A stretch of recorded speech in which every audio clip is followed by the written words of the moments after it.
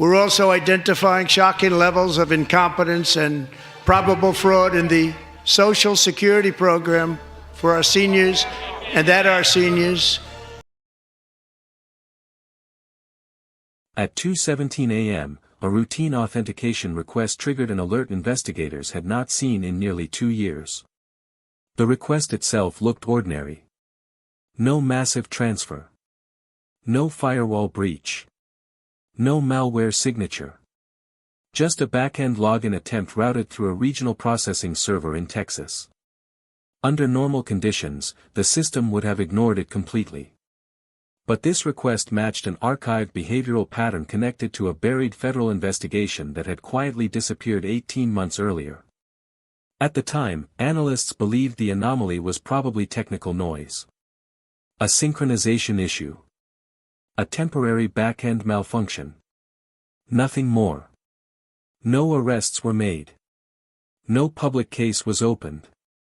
And eventually, the investigation was sealed and archived. Until that login request brought everything back. When federal analysts reopened the old system logs, the match wasn't partial. It was exact. Same authentication timing. Same access corridor. Same backend routing behavior. And most importantly, the same fragmented identity verification sequence investigators had failed to explain the first time. But now there was one major difference. The activity was larger. Cleaner. More sophisticated. Whoever controlled the system had refined it. Which meant the operation investigators thought had ended. Had actually continued evolving the entire time. Quietly. Without detection. The alert was escalated internally before sunrise. No public announcement followed. No warrants were issued. Instead, a small federal review team was assembled under restricted authorization. Cyber analysts. Financial crime investigators. Identity fraud specialists. And 2 federal auditors who had worked on the original archived case years earlier. Their instructions were simple. Do not follow the money first. Follow the access. Because investigators suspected the real threat was no longer financial theft alone. It was system-level control. And if someone inside the infrastructure was manipulating authentication pathways, traditional fraud investigations would never detect it. Within 48 hours, analysts identified a repeating operational structure connected to processing infrastructure across Texas. Login requests appearing during low-traffic hours. Authorization cycles bypassing secondary verification. Temporary credentials activating briefly before disappearing again. Individually, each event looked harmless. But together, they formed something far more dangerous. A hidden operational corridor. And every corridor led back to the same regional processing architecture. That was the moment investigators realized they were no longer examining isolated fraud. They were looking at a controlled system operating quietly beneath legitimate infrastructure. As analysts expanded their review, another anomaly surfaced. Identity records. Thousands of them. At first, the inconsistencies seemed administrative. Minor formatting differences. Duplicate verification timestamps. Repeated documentation patterns. But the deeper investigators went, the worse it became. More than 6,000 linked identity profiles appeared connected through overlapping authentication pathways. Some identities belonged to real individuals. Others appeared partially fabricated. Several belonged to deceased citizens whose records should have been permanently inactive years earlier. And many showed evidence of being reused repeatedly across different authorization environments. Texas. Arizona. Nevada. California. The same identities appeared again and again inside unrelated systems. That level of repetition could not happen accidentally. It required coordination. Control. And someone with elevated back-end access. By the second week of the investigation, analysts discovered the identity profiles weren't random records. They were structured assets. Each profile functioned like an operational tool. Some enabled payment routing. Others established temporary employment credentials. Several appeared connected to benefit processing pathways. And a smaller subset operated as clean verification anchors used to legitimize larger transactional activity moving quietly through connected systems. The structure was methodical. Engineered. Designed to survive scrutiny. That discovery changed the direction of the investigation immediately. Because whoever built the system understood exactly how federal verification infrastructure operated. And that meant investigators were likely dealing with someone inside it. That's when one name began appearing repeatedly in backend authorization records. Not inside transactions. Not inside approvals. Inside access layers. A regional systems administrator based in Texas. At first, the individual appeared insignificant. Mid-level technical employee. Minimal public visibility. No criminal record. No unusual financial activity. No history of disciplinary review. Which made him nearly invisible. But invisibility inside critical infrastructure can be more dangerous than authority itself. Because system administrators don't need to approve fraud directly. They control the environment where approvals happen. And that control changes everything. As investigators expanded surveillance, they uncovered something deeply unusual. The administrator rarely accessed systems during standard operational hours. Most of his elevated backend activity occurred between 1 a.m. and 4 a.m. Short sessions. Precise actions. Then immediate disconnects. The patterns were deliberate. Controlled. And carefully timed to overlap with reduced monitoring conditions. At first, analysts believed he was simply avoiding detection. But eventually they realized something worse. The system itself had been conditioned not to question the behavior. Authentication reviews were delayed automatically. Secondary verification cycles quietly disabled. Certain alerts rerouted before escalation. Not through hacking. Through authorized configuration changes buried deep inside backend architecture. That was the moment investigators understood the full scale of the threat. This wasn't an outside attack penetrating the system. The system itself was being quietly repurposed from within. By month 6 of the investigation, operational irregularities expanded rapidly. Approval times across several regions dropped dramatically. Claims requiring multiple verification stages were suddenly processed in under 48 hours. Audit trails showed unexplained gaps. Identity reviews disappeared entirely in some cases. On paper, it looked like increased efficiency.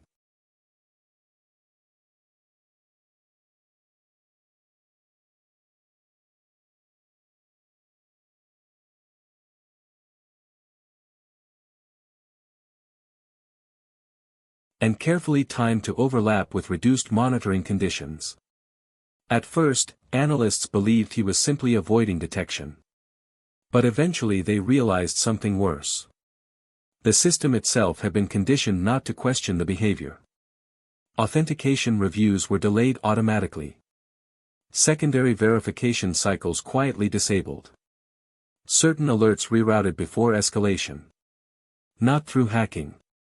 Through authorized configuration changes buried deep inside backend architecture. That was the moment investigators understood the full scale of the threat. This wasn't an outside attack penetrating the system. The system itself was being quietly repurposed from within. By month 6 of the investigation, operational irregularities expanded rapidly. Approval times across several regions dropped dramatically. Claims requiring multiple verification stages were suddenly processed in under 48 hours. Audit trails showed unexplained gaps. Identity reviews disappeared entirely in some cases. On paper, it looked like increased efficiency. But when analysts layered approval activity against backend authentication patterns, the alignment became impossible to ignore.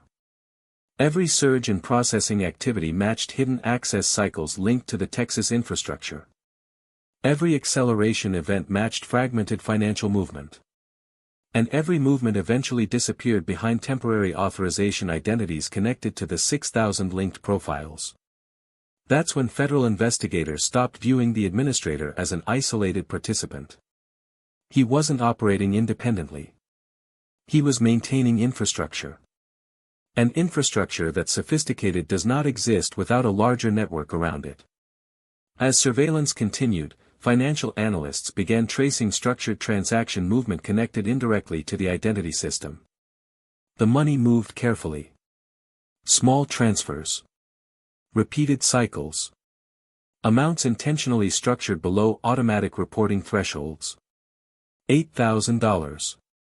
$9,200. $7,800. Always fragmented. Always rerouted. Always disappearing before reaching identifiable endpoints.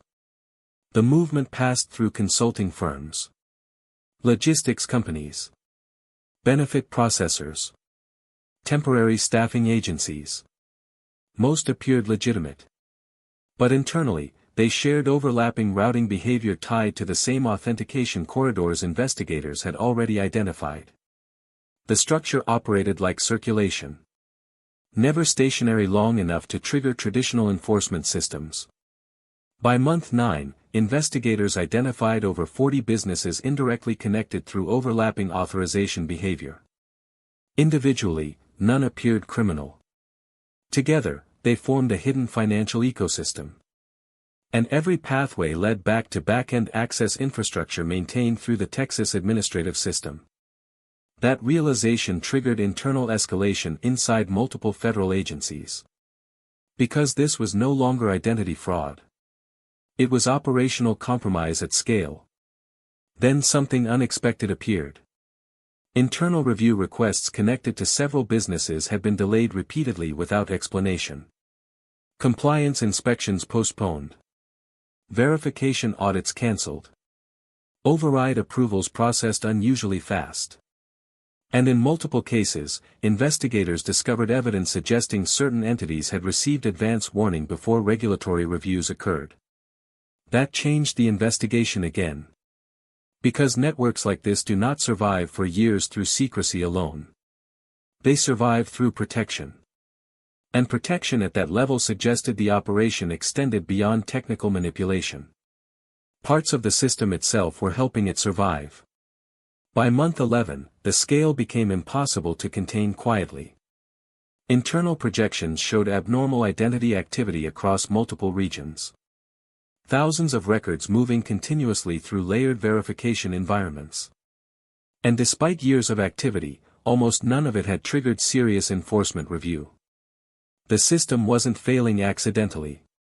It had adapted around the manipulation itself. Then came the trigger event. Within 72 hours, analysts detected a synchronized sequence of authentication requests moving across multiple connected systems simultaneously. Thousands of back-end interactions. Dozens of credential activations. All linked to fewer than 50 operational identity anchors. That level of coordination required active management. Human oversight. Control. That's when federal command authorized intervention. Not a simple arrest warrant. A coordinated multi-agency operation. Because investigators now understood something critical. The infrastructure was layered. If one section remained operational, the system could rebuild itself. At 4:43 a.m., movement began across Texas. No sirens. No media presence. Just unmarked federal vehicles positioning quietly outside multiple locations connected to the investigation. Darkness covered the streets as tactical teams assembled under restricted communications protocols. FBI cyber units.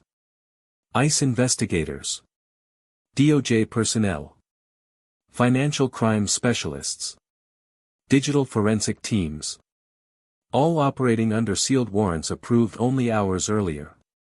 The primary target sat outside Houston. Officially, it was a regional administrative support facility. But internally, investigators now believed it functioned as a backend operational hub connected directly to the compromised identity infrastructure. At exactly 4:57 a.m., the authorization command was issued. Teams entered simultaneously through multiple secured access points. Internal networks were isolated within seconds. Remote system connections terminated immediately. Server access restricted before emergency deletion protocols could activate. Inside, investigators expected back-end administrative equipment. What they found instead shocked even veteran cyber investigators. Rows of active authentication terminals. Dedicated routing servers processing live verification traffic. Encrypted communication systems connected to layered financial networks. Wall displays monitoring identity authorization cycles in real time. And behind secured containment doors. The archive. More than 6,000 linked identity profiles stored across layered encrypted databases.